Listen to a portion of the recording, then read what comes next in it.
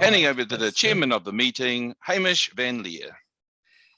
Hi, fellow Toastmasters. So we find ourselves in November, which is getting very close to December, which means the end of the year. So I suppose we're all getting to that point where we'd rather be on holiday, or certainly not at least on a lockdown. I know I'm struggling a little bit for motivation. It's a little bit more of an effort to sort of get out and do the things that we normally do. So yeah, you have to push yourself a little bit harder, and that'll actually be probably quite a useful thought to think about. I know that Graham tonight's going to share some thoughts and techniques on how we can keep people motivated to attend the second round of club officer training, which will be the new training. It's all revised, and that's going to be quite helpful too, I believe. So I'm attending it, I think, Saturday. So looking forward to that. And I am just going to try and get that agenda open because I'm a little bit stuck without it. I think what's next on the agenda, James? I'm just trying to get this open. Oh, yeah.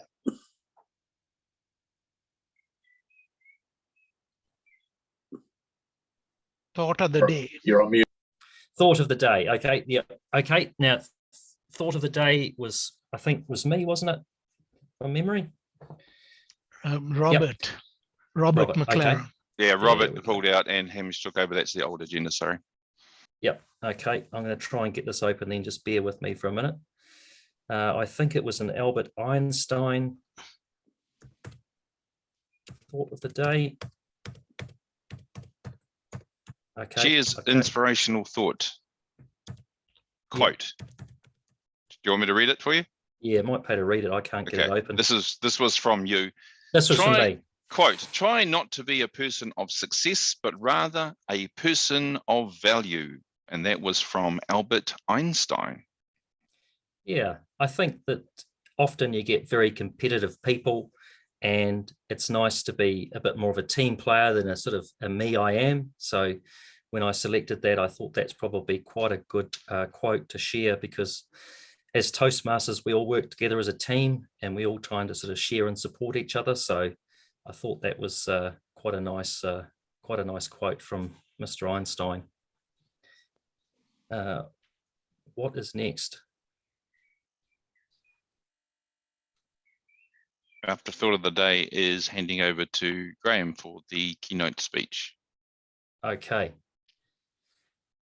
I'd like to introduce Graham, who's going to give us a speech tonight on how do we motivate club officers to attend the second round of club officer training. So the floor is yours, Graham. Thanks very much, Chairman Hamish, fellow air directors and guests. If I could have, I've got a PowerPoint presentation.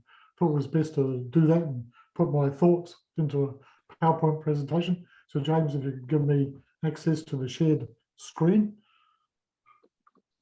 You have it now. If you hover over your down the bottom, you should have the green share screen button. Yep, yeah, I've got it.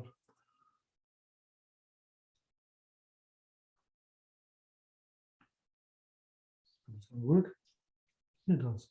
But I couldn't get rid of that funny little man on the bottom right-hand side. So you have to put up with them. So how to motivate clubs to attend officer training. And we've all heard the excuses. Trained in the first round, why another second round? Or did this role last year, why would I need more training? Or done committee executive roles many times, why do I need more training? So I've got, I thought of something in terms of my own self. Why do I go to training? And these are the reasons why I go. And I've been trained many times, been a Toastmaster for a long time, but it's these 6 things to help my club achieve a DCP goal, Distinguished Club goal, to meet fellow Toastmasters and role holders, to learn something new. And each time I've gone, I've learned something new and enjoyed great presentations. And of course, Toastmasters now is all about leadership, where leaders are made. And I've little pool at the bottom called other compelling reasons. So just breaking it further down to help your club achieve that DCP goal. Actually, my president went to a training the other day and was quite surprised how few people knew what the DCP meant, Distinguished Club Program, and also the Club Success Program. So she was quite surprised and felt great that our club, which in this case was Shortland Street, knew all about DCP, were quite focused on it. So one of the easiest goals to achieve, only 4 clubs need to be trained, but I think it's really nice to have all 7 attend. And it's only twice a year. Attending club officer training implies a greater commitment, deserving of recognition of one DCP goal. I think Toastmasters International recognises a lot of people put a lot of time and effort into being a club officer. Nothing they can pin down except what club officers going to training. So it's a very specific, smart goal, specific, measurable, achievable, realistic and timely. So that is why I think the Toastmasters International has going to club officer training as a whole specific district DCP goal. Team effort. All club officers attend the same club officer training. I think that's great because of camaraderie and team. Even on Zoom, you can see your other fellow committee members on Zoom. Zoom, even easier with Zoom. No time travel. You can dress as you wish. Dinner, refreshments when you want. Have a beer, have a wine. When you become a club officer, you give an undertaking to attend club officer training, part of your roles and responsibilities. As an area director, you encourage the president, who then encourages their team to attend as well.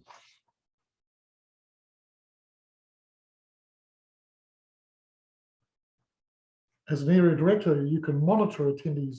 Wendy flicks us information of who has attended club officer training, who hasn't, and we can then encourage club officers to attend, tell the president. All part of our Distinguished Area Program, DAP. Time, 3 hours per round twice a year is not a ballpark, not a great time commitment. And I put in here, Jaffers, as just another friendly Aucklander. What else are you going to do during lockdown?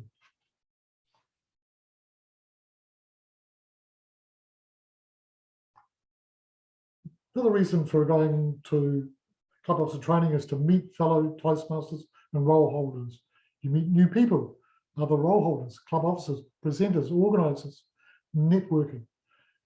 In the breakout session, you'll meet fellow role holders, people doing the same role as you are. In the breakout session, you'll meet the presenter, and it's an opportunity, a great opportunity to take part individually. And it's a forum for asking questions, learning something new. So on to learning something new. Opportunity, if you do not attend, you will not learn something new. Fairly logical statement.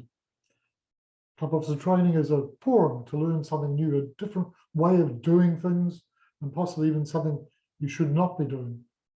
Also a forum to ask questions, whether in the main club officer training or in the breakout session. And you can use that Zoom chat if need be, if you feel a little bit intimidated or shy. And the breakout session, of course, is an ideal forum as it's geared to the individual club officer. One thing I suggest is to people who do attend club officer training, take a notepad or while you're on Zoom, take notes, make notes there. And this last statement is very true. You never stop learning. And a good example is David Nottage. And WCPS stands for World Champion of Public Speaking.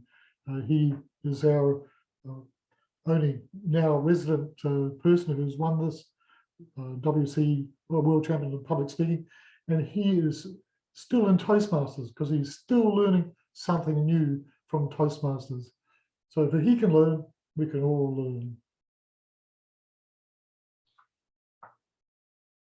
enjoy great presenters and presentations. One thing I really enjoy is that some of those presenters have that great infectious enthusiasm that is contagious. Some of the presentations are masterfully crafted. You can see that the presenter has put in a lot of time, a lot of thought, a lot of effort. The agenda is geared to following a well-structured format that is to keep your attention.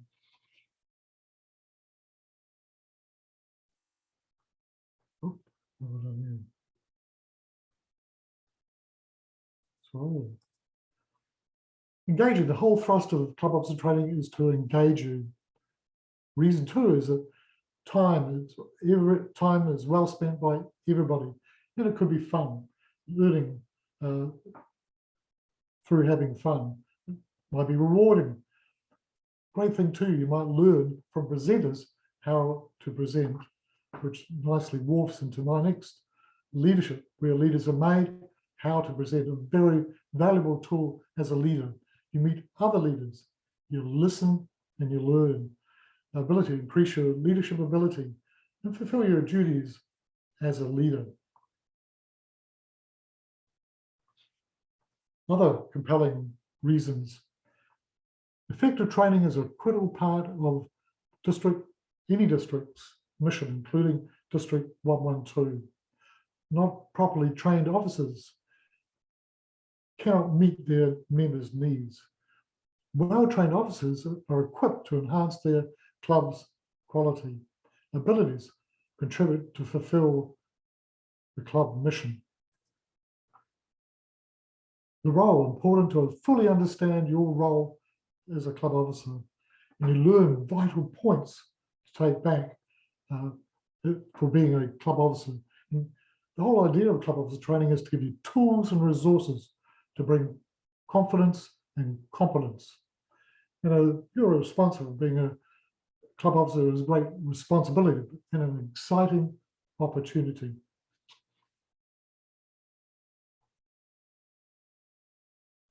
Succession planning. One thing I think is great is to encourage members considering an executive role in the future next year is to come along and attend. Also, club officer training is open to all club members. Members can then choose the breakout session that best suits them. And an obligation to be the best you can be in your committee role, achieve success. So train. So just going back to the beginning, or just the comments I thought were really great. Practice makes perfect. Practice makes progress. So summarizing, to help their club achieve a DCP goal, to meet fellow Toastmasters and role holders, networking, to learn something new, and to enjoy great presenters' presentations. Leadership.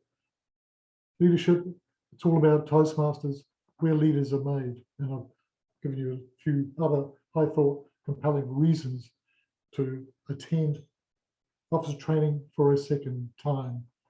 So I'll throw the floor open to any questions or input or thoughts, fellow air directors and guests.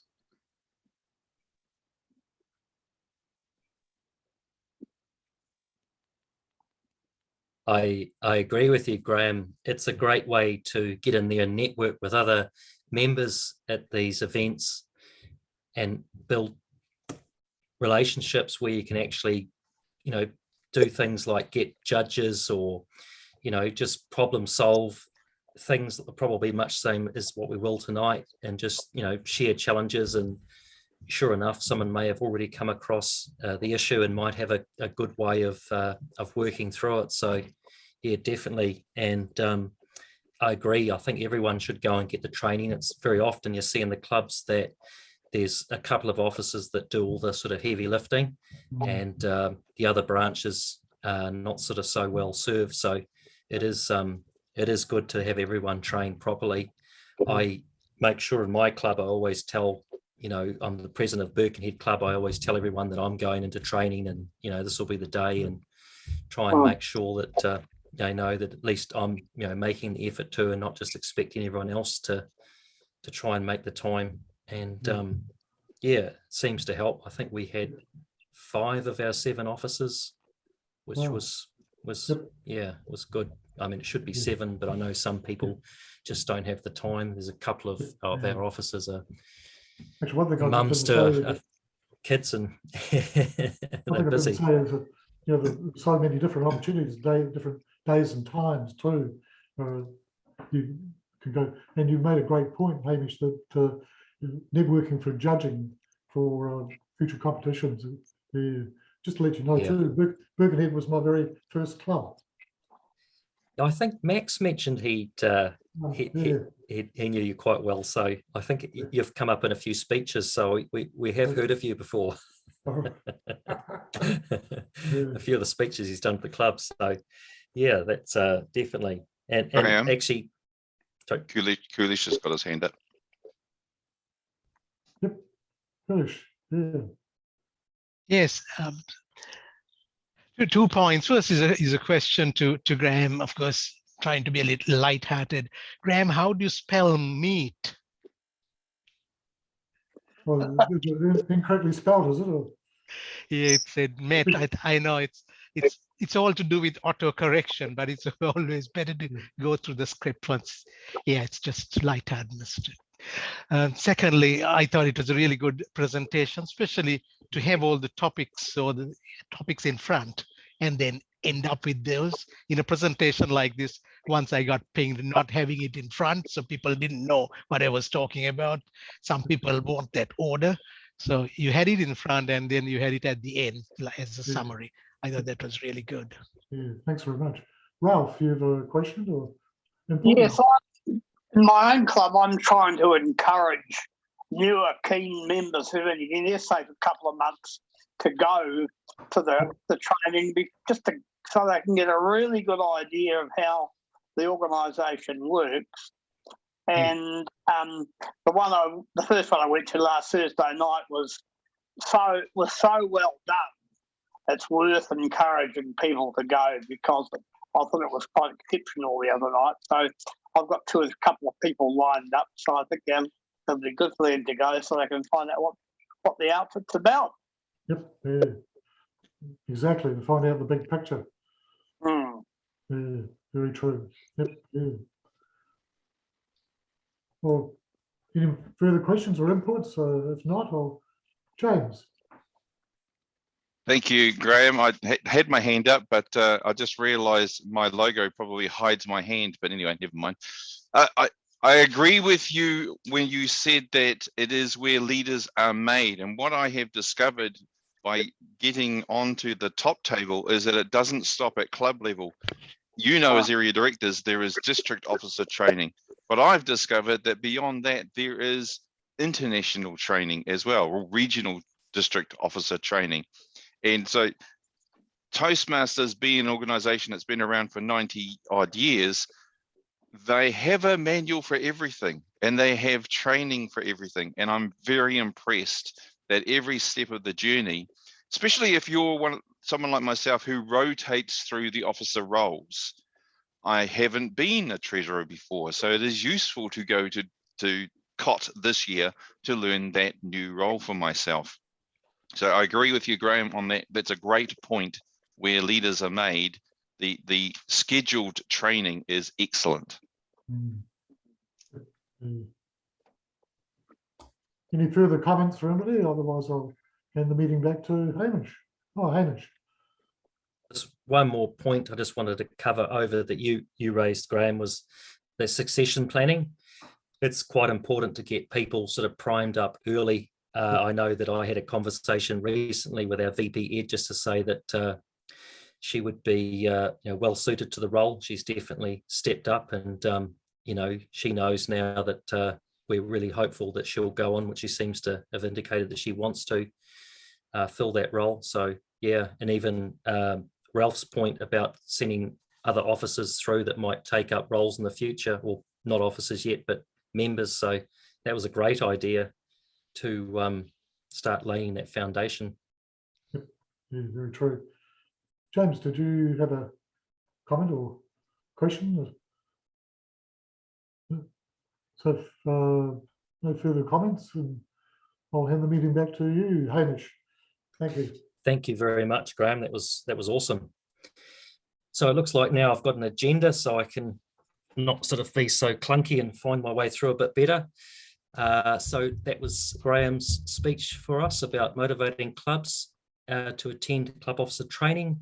Now we've got our club growth director, James, to do his club growth director's report. Welcome, James.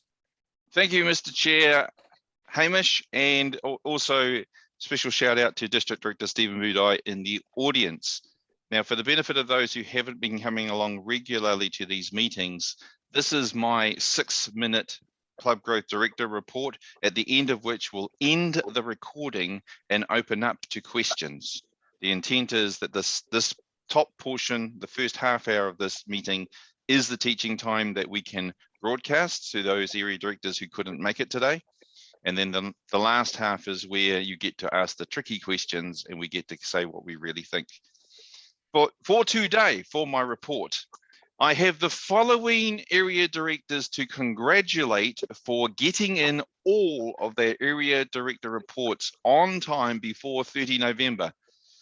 They are K1, John O'Leary, K3, Ines Curran, L1, Fiona Hippolyte, L2, Hamish Van Leer, L3, Rob Whiteman, M1, Robert McLaren, M3, Graham Gunn, M4, Thomas Newman, M5, Luce St. Ether, N1, Kate Scanlon, big jump to O1, Penny Kennett, O3, Kulesh De Silva, O4, Megan Hedewini, O5, Liam Odes, P1, Te Maramatanga Ohaya, P2, Leighton Gelling, P4, Ralph Connor, P5, Jess Vargas, yep, that's right, Q1, Agnes Mazzo, Q2, Beatrice Theobald, Q3, Anne-Marie Andrews, R1, Fiona Perry. If I didn't say your name, you will be getting a phone call from me this week. You have 5 days. Yes, Stephen. Yeah, James, I want to recognise an area director who's here, who should be in that list, and that's Nathan. And the reason why he should be and isn't, I need to explain. First of all, at the beginning of the year, he started with a handful of clubs and had the fortune of picking up a new club, which he wasn't obligated to do a club visit report. I spoke with Nathan and suggested to him that for his own personal sake, for his growth, he's better off doing that one there, and he is that close to it. So if it wasn't for Countdown Club being there, Nathan would also be in that group. So I need to recognise Nathan for his work and effort too, please. Thank you, Stephen.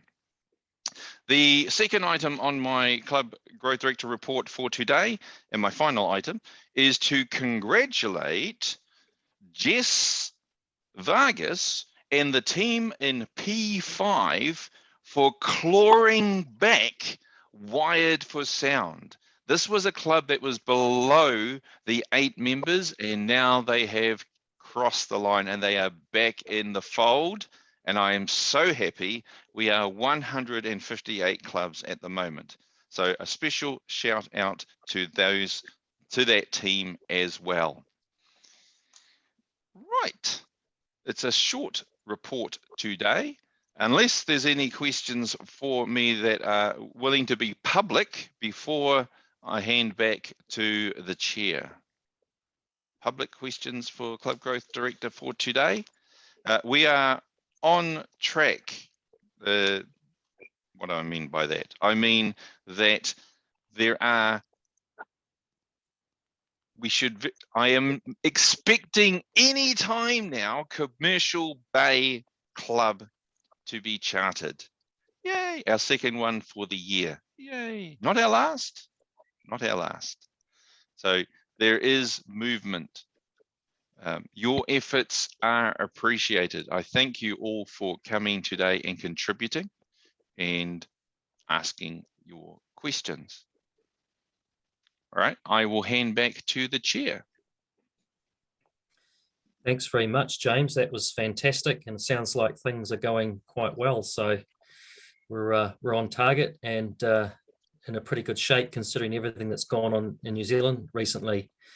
I know that L2 clubs that I've spoken with recently in a council meeting seem to be getting a lot of membership interest, and in Birkenhead Club we've got a couple of new members that have joined as well. So all is far from lost, and the core of our clubs and our membership seems to be still well engaged with Toastmasters. So yeah, I think we've done pretty well for everything that we've all been through. So it's some pretty positive news to head into the end of the year on. So with that behind us now, I'd like that we just pop around and do some takeaway questions, just 30 seconds each. Share one takeaway from the call this evening. I'll pause the recording and we can go to the tricky questions, if that's all right. Yeah, absolutely. Yep.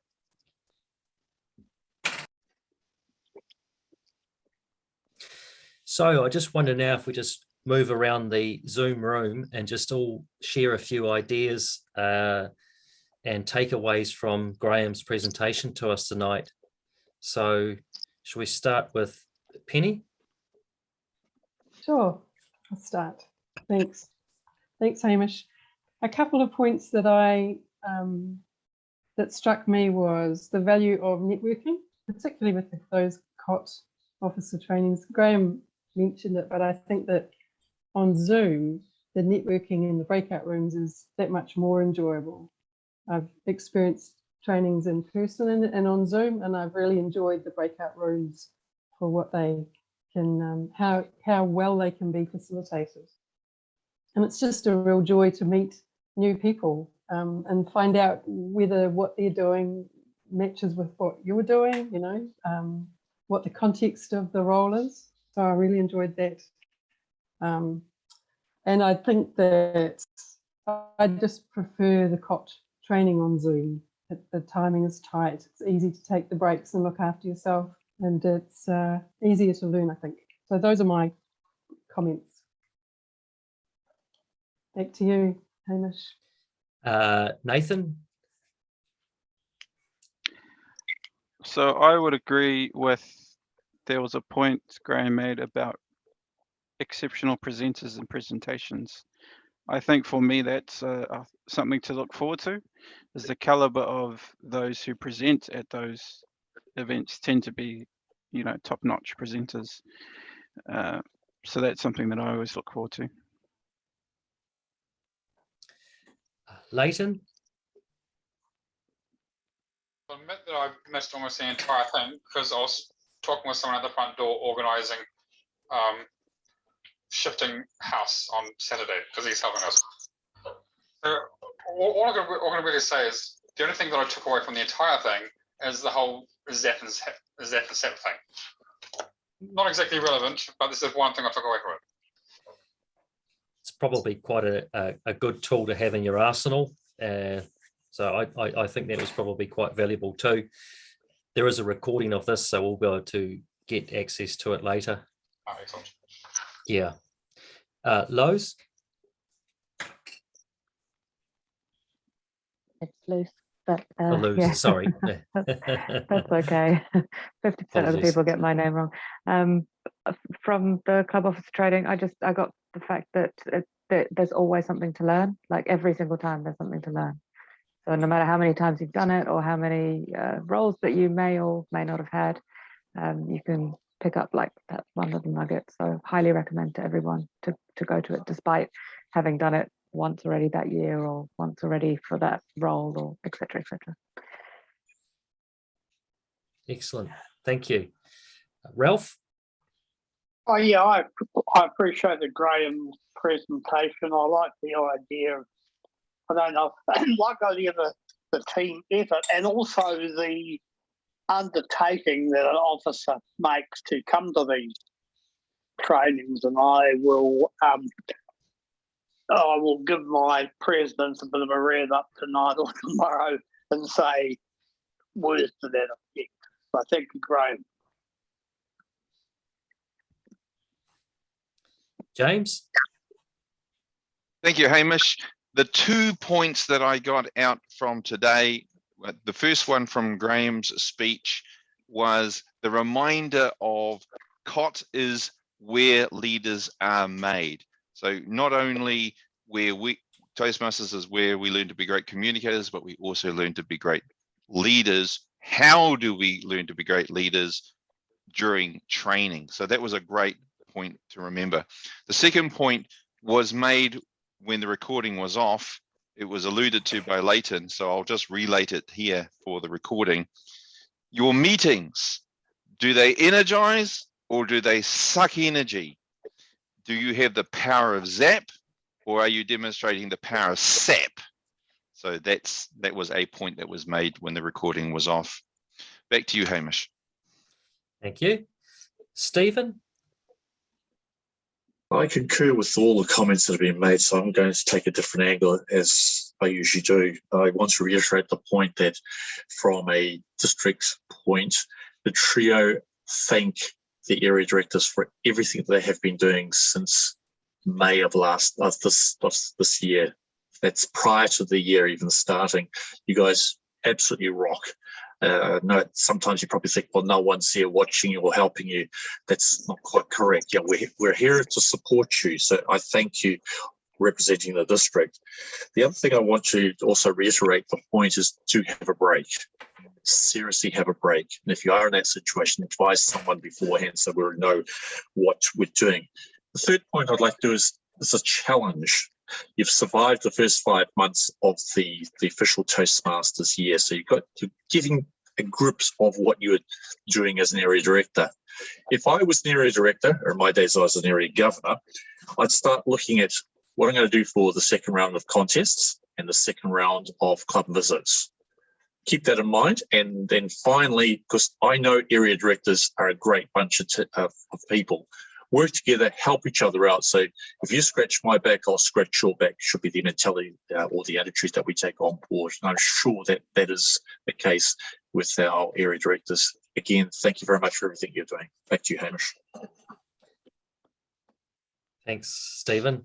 Yeah, I really enjoyed your presentation, Graham. And yeah, I think there's a lot of points there that I think I've already covered. But yeah, it's just a matter of trying to keep people, not let them turn off for the second half of the year and just keep everyone working around the DCP so that the clubs function as well as they possibly can. So yeah, absolutely. There's so much that can be achieved by getting in and doing some training, and we're lucky that we're spoilt for plenty of opportunities at no cost, and it's really valuable.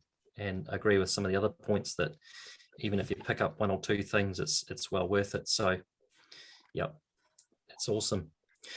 Hey, well, that's pretty much it for the day. And just wanted to thank everyone for coming in tonight. I know it's getting to that time of year, like Stephen said, when we're all feeling a little bit like we need to be going on holiday, and looks like Aucklanders might be able to go on holiday now. I'm not sure how welcome we'll be with all our COVID, but hopefully the rest of the country is kind to us and we can get out and enjoy the holiday spots we normally go to. So thank you, everyone, and we'll look forward to seeing you at the next meeting, which is what date? I think it's on my agenda. Blah, blah, blah. Where are we? Maybe Thursday, the 16th of December. Okay. That's when we do it all again. And do you want to read the topic out? And where is it? Where is it? Where is it? I can't see it. It's on the agenda near the bottom. I must be going blind. I can't see. Okay. The next meeting is 16th of December. The topic is how to identify club coaches and the clubs that need them. The speaker will be Clifford Kerr-Phillips. The meeting chair will be Thomas Newman. The thought of the day, loose. I've got some bad news. That's the same day as my Ponsonby Toastmasters and our Christmas function. Okay, so you're an apology. All right. Sorry. Timer is Megan and Zoom host is Leighton. I don't know how to do that. That's all right. I'll train you. It's easy. Oh, well, what night is that? Thursday, the 16th of December. That's at 8 o'clock, isn't it? Yes. I will be late because my work hours changed to 5:30 to 8. Okay. I mean, I could do it in 2.5 hours, but then I still got to get home. Back to you, Mr. Chair. Thank you, Leighton. Back to you, Mr. Chair. Okay, sounds like we'll have a few changes to make as usual, but we'll get through it. So we'll figure that out over the next month, I guess. And yeah, hey, that's it. Thanks, everyone. So yeah. Thanks, Cheers. Ryan. Thank you, Graham.